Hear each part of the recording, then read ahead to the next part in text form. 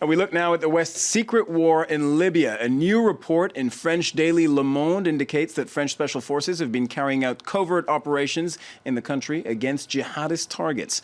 This coincides with increasing evidence that the US, Britain, and France are all taking unilateral action. Small groups of special forces from all those countries are reportedly or have been in Libya. Last week, a U.S. air raid targeted a suspected terrorist, and Barack Obama is on the record as saying that he will carry out strikes when necessary. Will it be enough to root out the jihadists? We put the question this evening to my guests, Dominique Trinquant, former head of French military missions within the United Nations. Thanks for joining us. You're going to break down, operationally speaking, why this matters and how this works. We're also joined from Ireland by Sam Najer. Sam, it's great to have you on the show. Can you hear me? I can, yes. Thank you for having me on. I have to say a word about you, Sam. I've heard a lot about you, even though we've never spoken before. You were one of the revolutionary fighters that helped topple the regime of Muammar Gaddafi during the spring of 2011. I might add that you have a history with France 24. Our reporter, Mathieu Mabin, followed you, filmed you and your battles when you were leading the brigade into Tripoli. We're looking at the pictures from that award-winning report right now. It's still on our website, by the way. You also wrote a book, Soldier for a Summer, that tells your story. You're now back in Ireland where you live. So we'll be interested in getting your perspective on how the fighting can take place on the ground. We'll get back to you in just a moment. General Trinquant, let's start with you. People in the know are not surprised, let's be honest, when they hear these reports of special forces and covert operations in Libya, correct? Yeah, I mean, things are on the way now for a major operation in Libya. We've said that for many months now. And you prepare an operation, so you send either special forces or people on the cover in the country. But it's a bit sad that this is on the news. I mean, it's very dangerous for the people who are doing their job on the ground. Covert operations, by definition, should not get reported on. That's what you're saying. Of course. Having said that, the people who look at this and who read up on this news constantly, they know about this. I mean, there have been reports of special forces being on the ground. It's a big difference saying that there are people on the covert people who are acting in Libya and saying where they are, and that's the mistake. I mean, you shouldn't say where they are because then they are targeted. So what do these missions aim to do? From an operational standpoint, what is their use? Their use is first tricky. They want to make reconnaissance of targets in the future for aircraft or for UAV. They also can target it personally, heads. So UAV drones. UAV drones, exactly, because as you know, UAV are authorized now. US UAV are authorized to fly from Italy, which is new.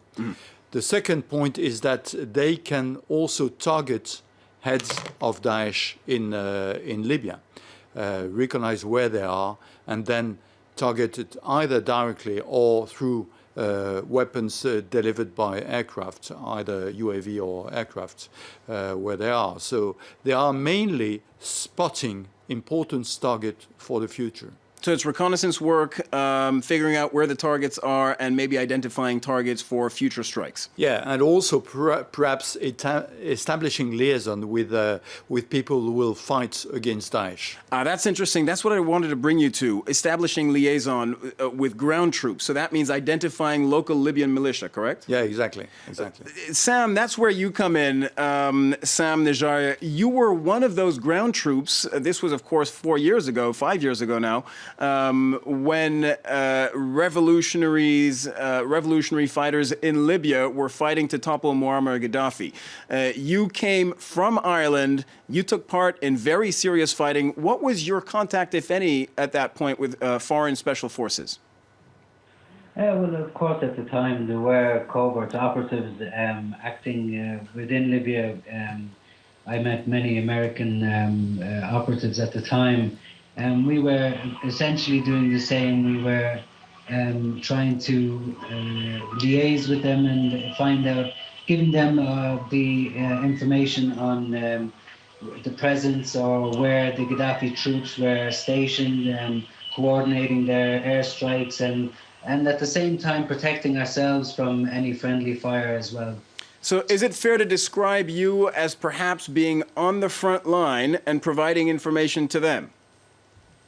Oh yes, definitely. At the time, I would have been doing very similarly to what is happening now at the moment, with the troops there, these French and American troops that are in Libya at the moment, because at the end of the day, there has to be some kind of coordination between the local militias, fighters to, pass details, because as your last speaker was saying there, nothing stays very secret in Libya, and that's for a fact.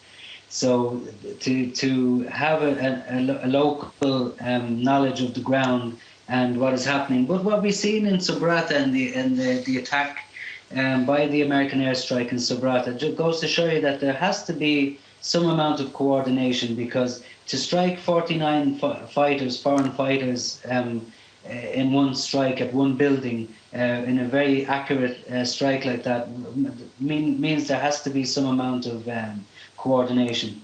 So you were providing information to foreign special forces. What were you getting? Were you getting training? Were you getting ammunition? You must have been getting information as well. Well, at the time, we were told that we couldn't receive any weaponry or ammunition, which is what we screamed out for the most at the time. But we were, obviously it was mutually beneficial. Like at the end of the day, when we were entering a certain area and we could see the buildings and which would have housed mercenaries or Gaddafi troops on our way to our locations, or sometimes seeing a tank that had been directly targeted, meaning that there was that coordination where they were opening the way, hitting the heavy artillery, which would leave us the infantry to deal with ourselves. General Dominique Trinquant? Yes, I think that currently what we're seeing is a disconnection between the diplomatic agenda and what's happening on the ground. On the ground, you've got militia who are already fighting against Daesh, and yesterday they took parts of Benghazi against Daesh. They defeated Daesh in Benghazi. So the fight is on the ground, and you've got UAV who are flying over. You've got special forces, or more probably forces undercover, who are acting in Libya, and on the other side, you've got the parliament of Libya, from Tripoli and Benghazi, who should nominate the two rival parliaments. Yeah, they should nominate a government. And yesterday they were not able to do it, and they will do it next week. And without a proper... Well, they might do it next week. Yeah, they might. Possibly, because this possibly, is, I mean, exactly. this is something we need to point to our viewers. This process has been going on for a number of weeks. Two rival parliaments in the country. They've been unable to settle on one unity government. Yeah, exactly. But that's very important, because with one unity government in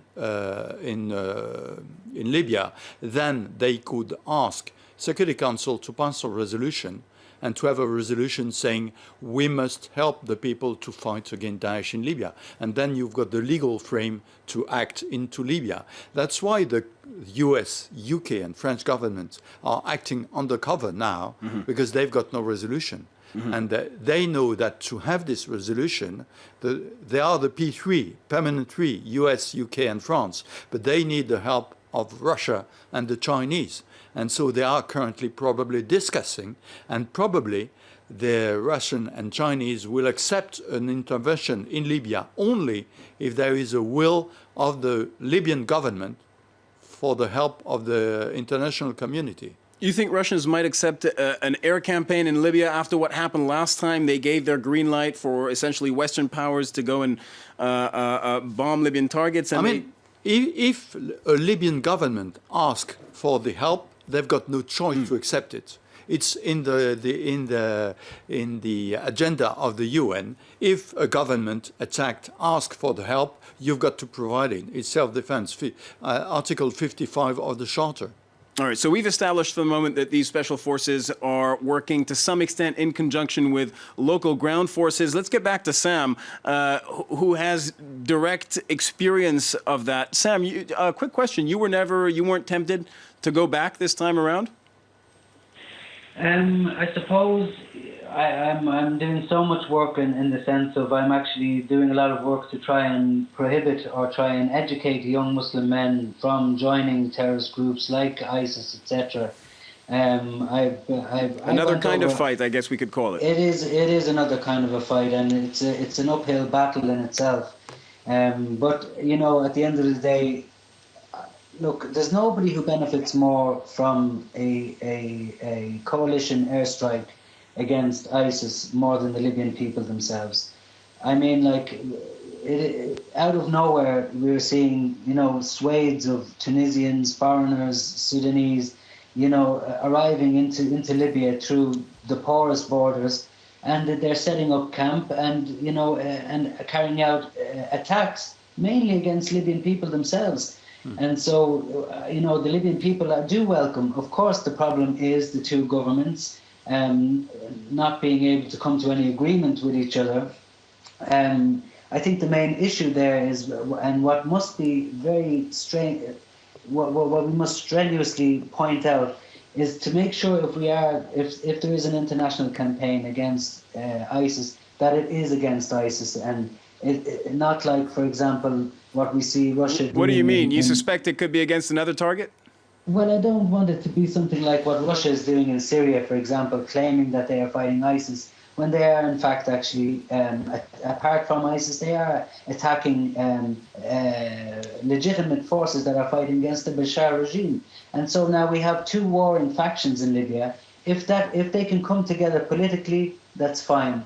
But if one is to be weakened for the other to take control or power, then that is not acceptable. And what we actually have heard some reports in the East is that directly after the gains that the forces, Haftar's forces, made in the East, they were screaming that Tripoli was next.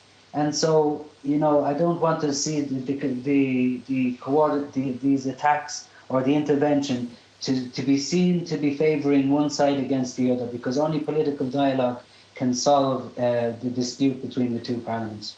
So far, political dialogue in Libya is in gridlock. You also mentioned, for our viewers, a very important name, Haftar. That's General Khalifa Haftar. He leads the armed forces that are loyal to the government in Tripoli, and he's being engaged in fighting both against the Islamists and at times against the armed forces that support the parliament in, excuse me, I got it wrong. He leads the armed forces that support the government in Tobruk. I beg your pardon. And he's been locked in battle at times with the armed forces that support the government in Tripoli. General Dominique Trinquant, you wanted to address what Sam was saying. Yeah, I think the point made by Sam was very interesting about the fact that mainly the militia are Libyan people. As ISIS is mainly made of foreign soldiers, foreign fighters coming from from Tunisia. 5,000 of them are probably in Libya currently, from Sudan.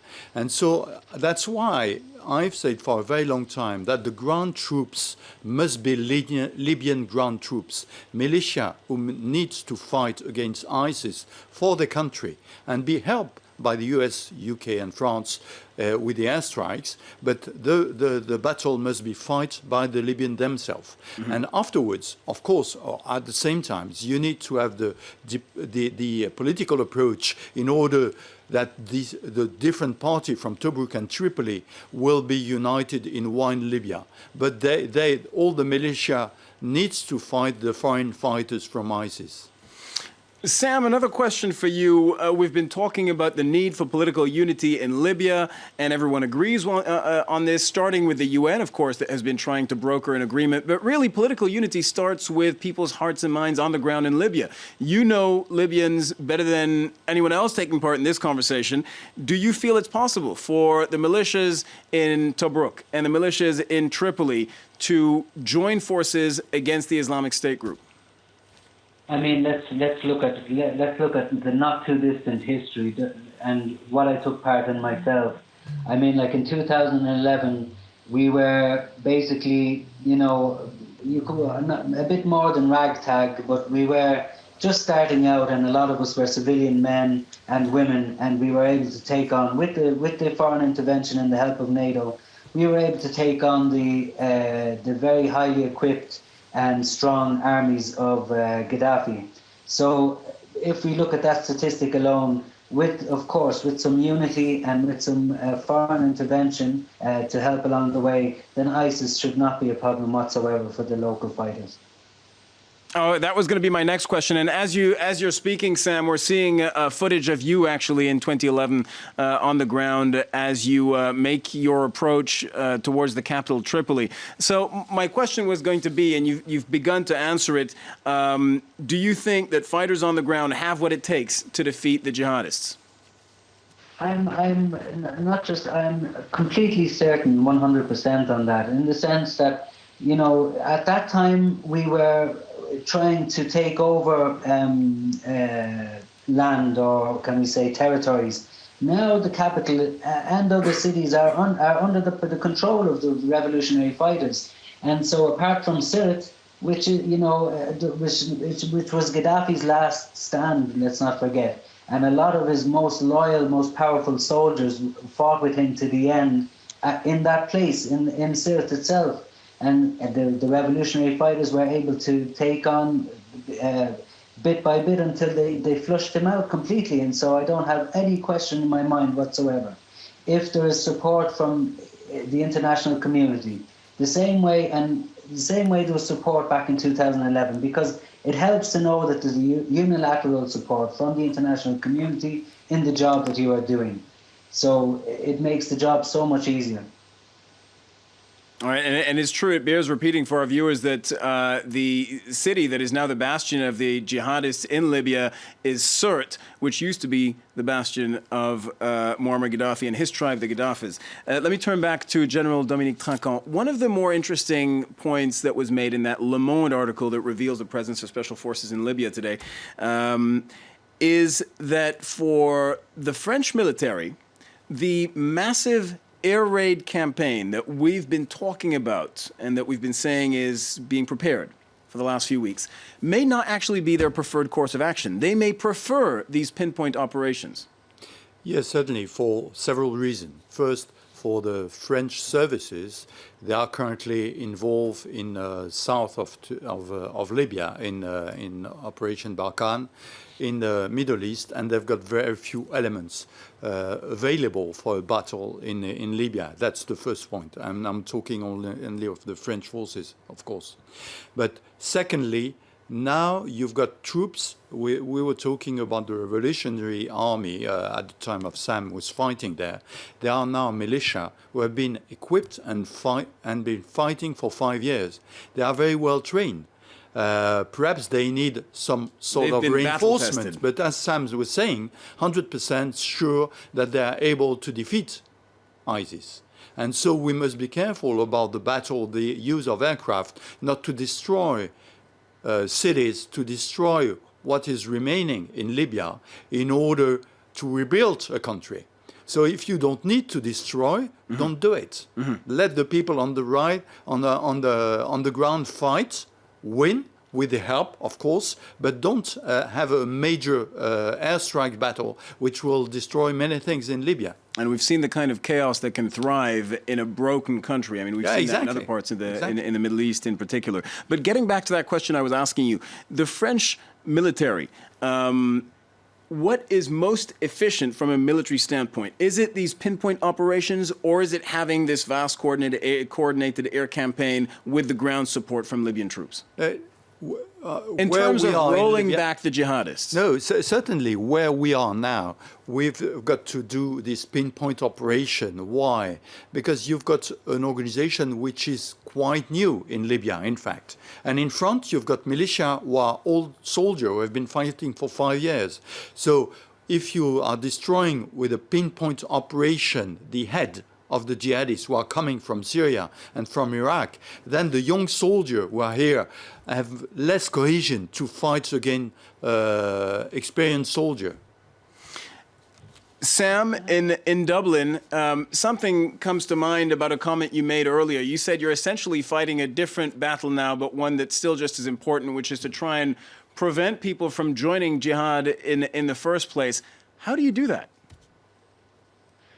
Well, I think that, ISIS as a whole, as an ideology, I think can only be, it will never be defeated. In my mind, it will never be defeated through airstrikes or military campaigns alone. And the general agrees with you on this one. Yes, no, you can't just simply airstrike an idea, And so basically, what needs to be done, I think, and what needs to be done more of is, nipping it in the bud, as they say in the UK or in Ireland, is like catching it at the source, or educating the young Muslims or the disenfranchised Muslims, or and advising them. And especially now when I go to seminars or when I speak in groups, I'm speaking as somebody who has been in Libya and has been in Syria as well. And so I know what I'm talking about. So when I explain to them, for example, when you arrive in Syria as a young fighter, whether your intentions are good or bad, you can easily be caught up by one of these groups, and it's very difficult for you to say no. You're not armed. You're in somewhere that looks like a horror movie, like an apocalyptic movie, and you say okay wherever there's safety, and before you know it, you've joined ISIS, maybe without even knowing it. And so I think more education to the youth here to help them to understand what it is they are joining, because as we know, ISIS has become the master manipulators of the media. They have their propaganda machine is so powerful, and it is very easy for a young Muslim, disenfranchised Muslim, to get caught up in this. So to try and catch that young man at that stage before they even join, that is another fight in itself. Maybe that's an even more important secret war that needs to be led in Libya and beyond Libyan borders. Thank you very much, Sam Najjar, for taking part in this debate. Let me just remind viewers of your book, Soldier for a Summer. It recounts your experience fighting with the Tripoli Brigade that helped take control of the Libyan capital. That was during the Arab Spring in 2011. Let me also thank General Dominique Trinquant for taking part in this debate, shedding some light on the relevance of the special forces operations that are going on in Libya. Thanks a lot. Do stay tuned. More news coming up right now on France 24.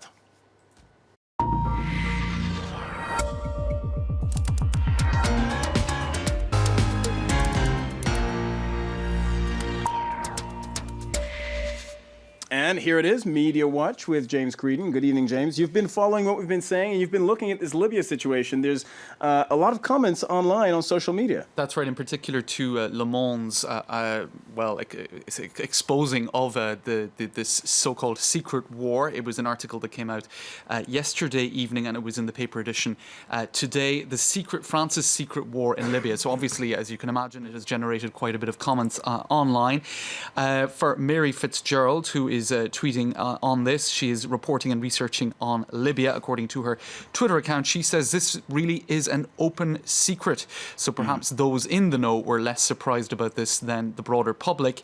The French defense minister is reportedly furious about this information being leaked. And according to various reports, he has asked for an investigation to be conducted into how this information was leaked. And the article just quotes a high-ranking defense official. Right, but some colourful language on social media saying that he is really riled up about this and unhappy about that information coming out. Now, other articles on Libya that are being shared on social media today, one from the New York Times, a radical idea to rebuild a shattered Libya, restoring the monarchy. Now, there was a monarchy in Libya between 1951 and 1969, so it's not exactly a monarchy that was established for generations and centuries, and it has been abolished now for, 60 years. Muammar Gaddafi overthrew King Idris, who, this was in 1969, he then passed away in Cairo in 1983, so trying to bring back the memory of this monarchy might seem a little bit optimistic, but people are, I suppose, searching for solutions for a country that is so fractured and so divided, and this has been floated as one idea. The monarchy offers the most viable way out of the current mess. This article quotes Fatih Abdallah Sikta, who is representing the return to constitutional legitimacy movement. The king is a symbol of unity for the people. He thinks another contrary point of view from Abdulrahman Swelhi of Misrata. He says that people thinking they can restore the monarchy are living in cloud cuckoo land. But I suppose it shows the extent to which people are looking for solutions to a very difficult and complicated problem. One other piece of reporting from the Wall Street Journal that is worth mentioning, perhaps on the subject of Libya: Italy quietly agreeing to arm US drone missions over Libya. And apparently after 1 year of negotiations between the US authorities and Rome, Rome has now decided to allow defensive flights from Sicily in military missions. This is apparently mostly for drone missions over Libya. So it appears, according to Le Monde, that France, Britain, and the US are at some level or other operative, and Libya is also, or Italy rather, is also permitting drone missions to be flown out of Sicily. Absolutely, with the Quite US a complex picture. now using Italian air bases as the jumping ground. All right, thank you very much. Thanks, Rob. Media Watch, James Creedon, thanks a lot. Do stay tuned to France 24, more news coming up.